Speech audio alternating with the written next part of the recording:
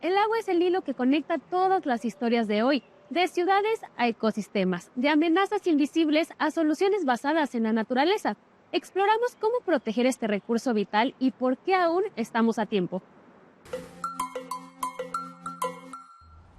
Hoy veremos algunos enfoques científicos orientados a la mejora de la calidad del agua. Bienvenidos a una nueva emisión de Eco Latinoamérica, hoy con estos temas. Humedales artificiales. Soluciones para proteger los lagos de Chile que refuerzan procesos naturales. Filtros contra el arsénico. Científicas argentinas apuestan por una piedra volcánica para combatir la contaminación del agua. Páramos de Colombia. Regulan el agua, sostienen la biodiversidad y aseguran la vida de millones de personas. Cuando hablamos de contaminación del agua, solemos pensar en la industria o en la agricultura, pero hay otro factor que muchas veces pasa desapercibido: nuestras ciudades. Un informe de la ONU sobre las aguas residuales advierte que la mala gestión de los vertidos son un riesgo cada vez mayor para la salud de las personas y para los ecosistemas. El lago Yanquihue, el segundo más grande de Chile, muestra señales de alerta, pero todavía hay margen para actuar. Las comunidades que lo rodean están impulsando soluciones innovadoras basadas en la propia naturaleza, con el objetivo de proteger la calidad de sus aguas. Manuel González regresa al lugar donde comenzó su proyecto. Hace 5 años su empresa instaló aquí uno de sus primeros humedales depuradores para tratar aguas residuales. Hoy, el sistema sigue funcionando en silencio, limpiando el agua de forma natural, sin químicos ni maquinaria compleja. Técnicamente es un biofiltro con plantas en donde se realiza el tratamiento biológico del agua, ¿ya? Y ese tratamiento biológico del agua es realizado por una simbiosis que se produce entre las plantas y los microorganismos que vienen de las aguas servidas y que también los microorganismos que estaban presentes en las raíces de las plantas. El sistema es simple. Todas las aguas residuales de la vivienda se conducen al exterior, hacia un lombrifiltro como este. Allí, sólidos y líquidos se separan. Los residuos son procesados por las lombrices y el agua continúa su recorrido. El líquido llega a un humedal artificial donde se filtra de forma natural entre grava y plantas. Una vez en funcionamiento, el sistema pasa prácticamente desapercibido. Al abrir el lombrifiltro, se pueden ver los residuos y las lombrices en acción, sin malos olores. Al tirar la cadena, todo esto llega hasta acá, ¿ya? Los sólidos que venían en esa descarga quedaron en el lombrifiltro, pero las aguas llegan hasta acá, que es donde se va a realizar su tratamiento. Todo eso está disuelto en el agua y es lo que viene hasta acá en a este biofiltro, ¿ya? Y todo eso que es contaminante, en realidad para las plantas es su alimento, su fertilizante, ¿ya? Entonces ahí es donde ocurre la simbiosis entre los microorganismos que consumen estos contaminantes y ayudan a que las plantas lo fijen, y las plantas que proporcionan oxígeno a los microorganismos a través de sus raíces, ¿ya? Así, las aguas residuales no solo se depuran antes de volver al entorno, sino que también pueden reutilizarse para el riego. Sin embargo, no siempre ocurre así. La contaminación de ríos y lagos por aguas residuales es un problema global. Según la OMS, el 44% de las aguas domésticas del mundo no se trata adecuadamente. También en el lago Yanquihue, los científicos observan un deterioro de la calidad del agua, en parte causado por estas descargas. Desde sus orillas, en el sur de Chile, este investigador toma muestras de agua para su monitoreo permanente. Forma parte del Laboratorio de Toxinas Marinas de la Universidad de Chile, un equipo que, junto al Servicio Nacional de Geología y Minería, investiga la proliferación de microorganismos en el lago.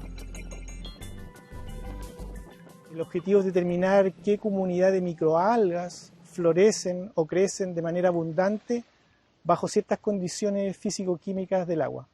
alteraciones de parámetros de contaminantes, nitratos, fosfatos o fósforo, alteraciones de pH, y entonces lo vamos contrastando con la calidad o abundancia de las microalgas y vamos determinando si hay florecimientos asociados a especies específicas.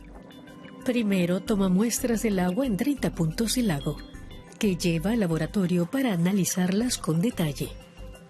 Carlos García lleva casi 10 años realizando este seguimiento. Históricamente el lago ha estado en buen estado sanitario, pero con el tiempo se han detectado contaminantes, sobre todo en puntos cerca de las ciudades. Eso ha ido con el tiempo modificando la condición del lago de esta sanidad óptima a colocarla en una situación intermedia que se denomina mesotrófica, es decir, está en una condición vulnerable. Por cierto, no todo el lago, sino que son puntos críticos, preferentemente cercanos a las ciudades o las ciudades. El gran peligro de esta contaminación radica en que puede causar eutrofización, un fenómeno que sucede cuando hay un aumento de nutrientes en el agua, sobre todo fósforo y nitrógeno, que superan la capacidad del ecosistema para asimilarlos.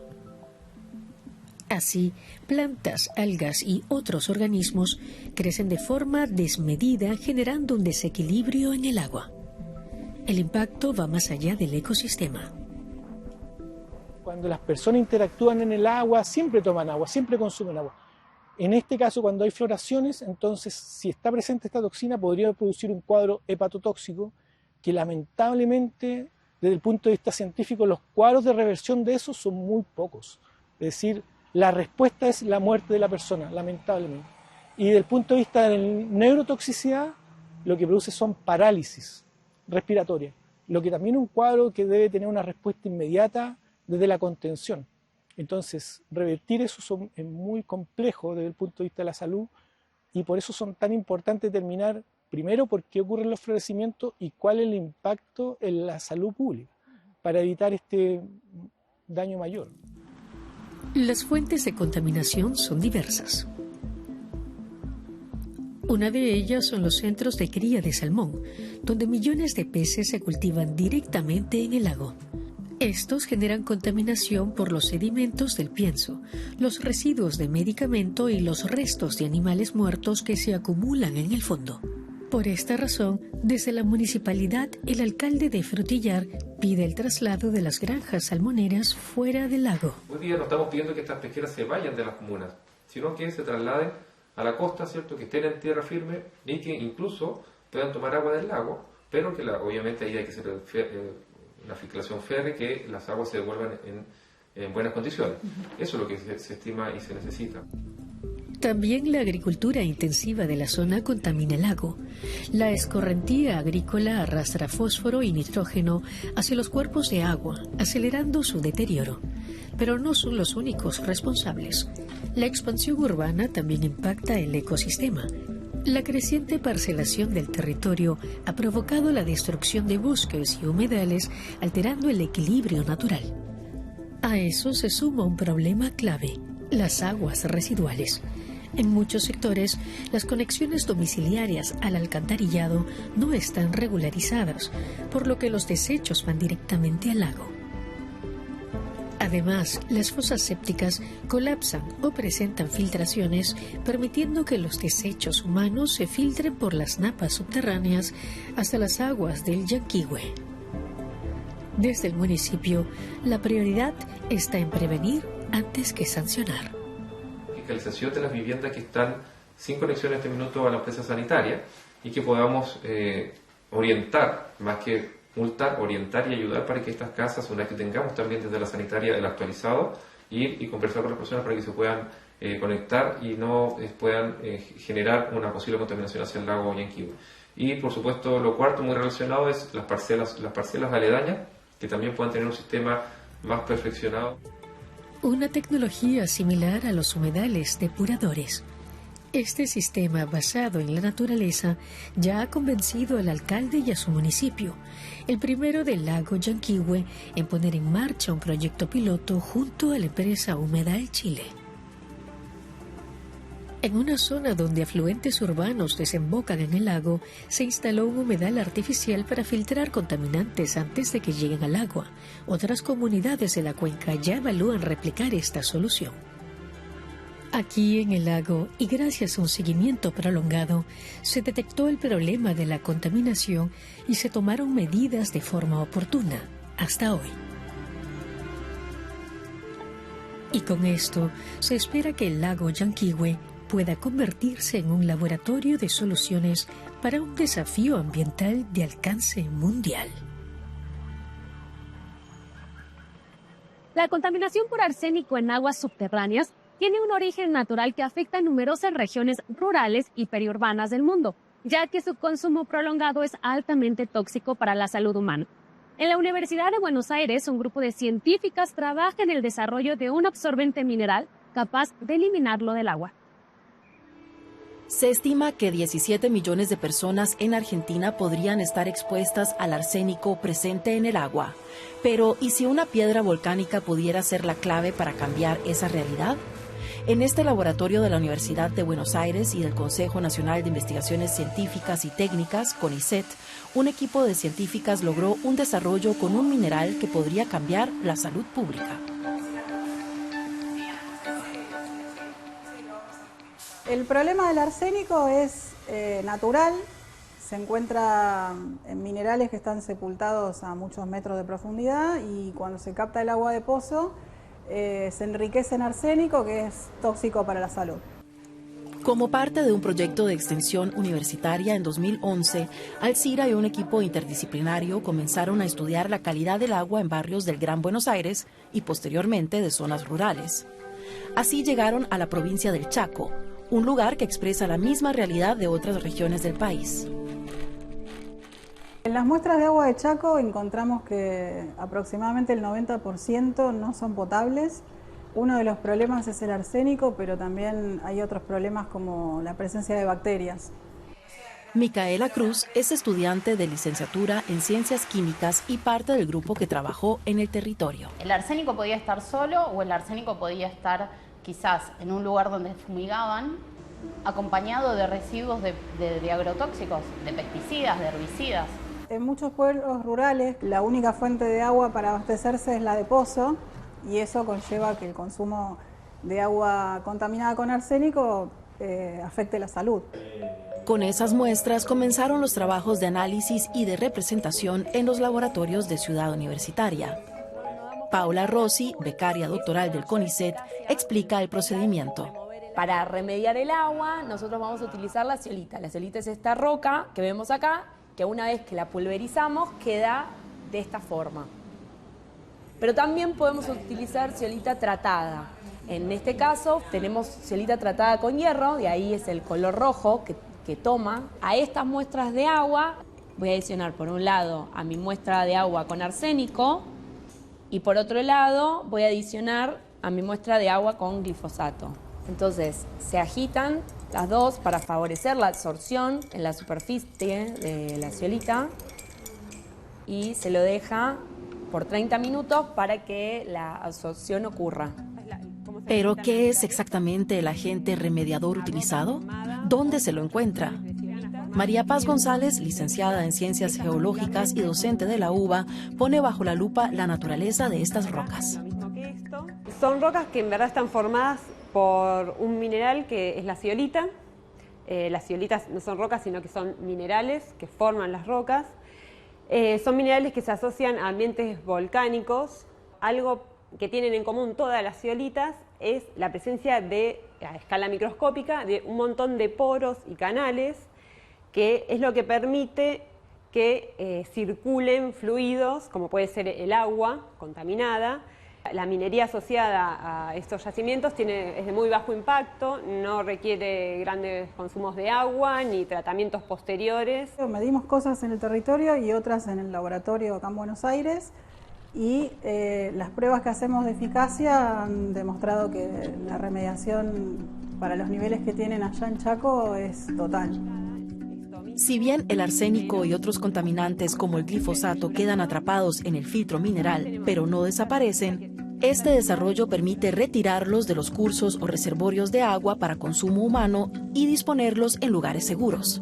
Las científicas trabajan ahora en el diseño de sus posibles aplicaciones. Podemos pensarlo para producir y armar un filtro comercial, un filtro para zonas rurales, sacos conteniendo el material y que se puedan remediar lagunas. Y es totalmente inocuo para los peces y la vida acuática.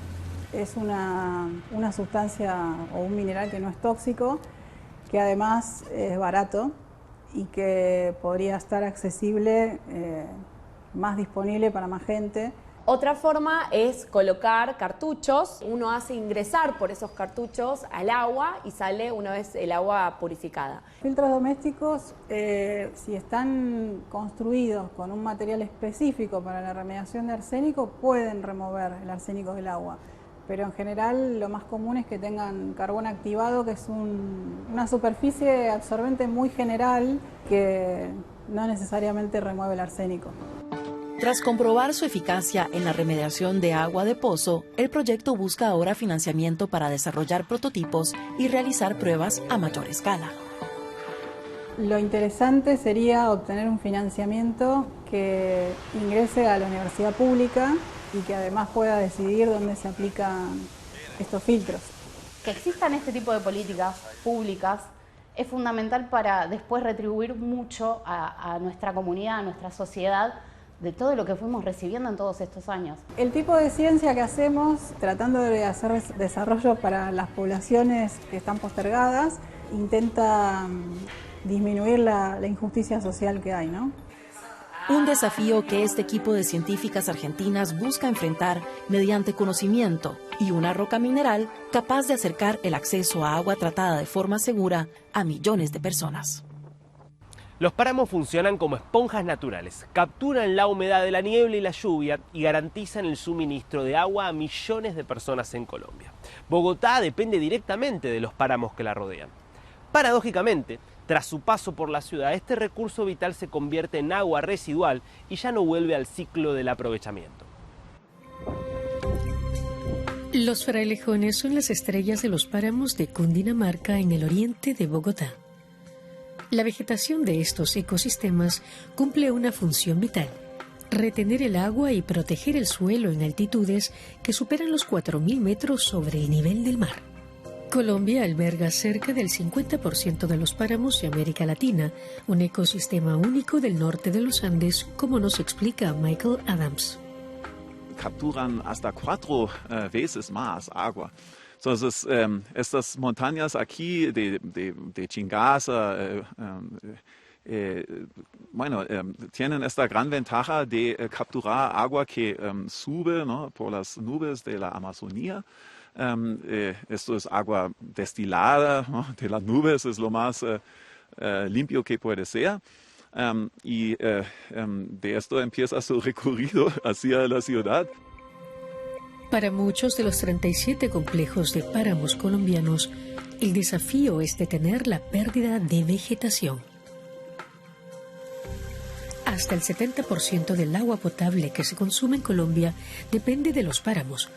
Muchos están amenazados, sobre todo por la minería de oro. Los científicos alertan sobre los riesgos. Si nosotros quitamos esa capa, digamos, del páramo y nos dedicamos solamente a la actividad extractiva, digamos, de minería, estamos perdiendo un baluarte de la humanidad, estamos perdiendo los servicios ecosistémicos. Nosotros desde los objetivos del milenio de 2005, después lo que conocemos como objetivos de desarrollo sostenible en la agenda mundial, estamos comprometidos como ciudadanos del mundo en conservar estos ecosistemas porque conservan claramente el agua de toda la población hacia el futuro. Con lluvias frecuentes, clima frío y neblinas, la capa vegetal de los páramos mantiene un ciclo hidrológico eficiente. Los expertos creen que deben restaurarse las zonas degradadas. hay unas zonas, digamos en este caso, que pues empieza a cambiar también la vegetación, digamos ya empezamos a hablar de esa deforestación, de esos cambios del uso del suelo, que generan también obviamente un desbalance en algo que es el balance hídrico de las cuencas, donde están los páramos. Entonces, al no tener vegetación empieza a cambiar algo muy importante, que es la evapotranspiración. La evapotranspiración, que es toda el agua que pasa a través de las plantas y llega nuevamente a la atmósfera para completar el ciclo hidrológico. Gracias a la divulgación científica, en los últimos años se ha tomado más conciencia sobre el papel preponderante de los páramos. Sabemos que para sobrevivir hay que mantener estos servicios ecosistémicos claves. Nadie puede vivir en esto en el futuro. No hay una manera de sustituir agua. Entonces, muchas cosas en la economía uno puede pensar de otra cosa, pero agua no va a ser uno de estos. El calentamiento global podría ser otra amenaza para el rendimiento hídrico de estos ecosistemas, tanto en Colombia como en Ecuador y Venezuela.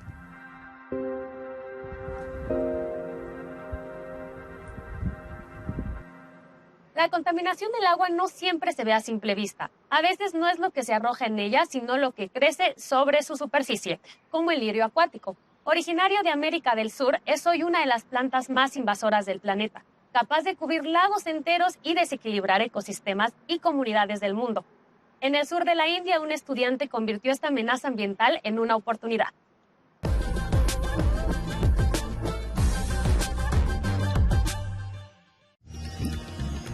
Esta joven ecóloga transforma lirios acuáticos en papel biodegradable. Es una solución beneficiosa para todos. Aunque son muy bellos, los lirios o jacintos de agua crecen muy rápido y son altamente invasivos. Introducidos en India desde Sudamérica, obstruyen lagos y humedales y dañan los ecosistemas. Un estanque en una aldea de la región de Tamil Nadu. Este hombre dependía de sus aguas para regar sus cultivos, pero ahora está completamente invadida por los lirios. Cuando iba a la escuela, esta agua era muy limpia, pescábamos aquí. Esto era tierra de cultivo y la gente se bañaba en el estanque. Ahora el agua está negra y contaminada. Cuando los lirios de agua se expanden por la superficie acuática, reducen el oxígeno, aumentan la pérdida de agua y favorecen la cría de mosquitos. Incluso al morir, liberan sustancias nocivas que degradan la calidad del agua. La Unión Internacional por la Conservación de la Naturaleza ha clasificado a los jacintos de agua como la primera especie acuática invasora del mundo. Una sola planta puede producir 2.000 semillas. En condiciones favorables, pueden crecer hasta 700 toneladas por hectárea. Si no se controla, el oxígeno disminuye y mueren los peces, causando pérdidas económicas y ecológicas. La joven ecóloga trabaja con el National College de Tiruchirappalli de Ciencias para enfrentar el problema.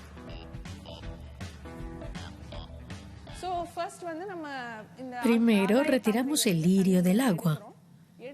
Lo cortamos, lo trituramos y extraemos la pulpa. Añadimos aglutinantes naturales y usamos marcos de papel.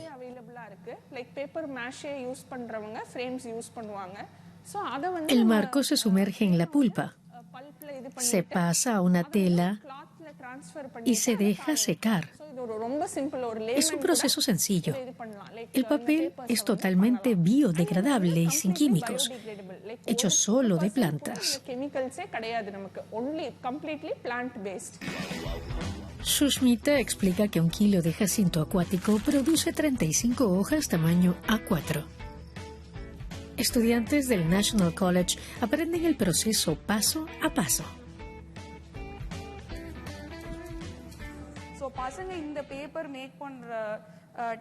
La tecnología de Sushmita puede compartirse con grupos comunitarios.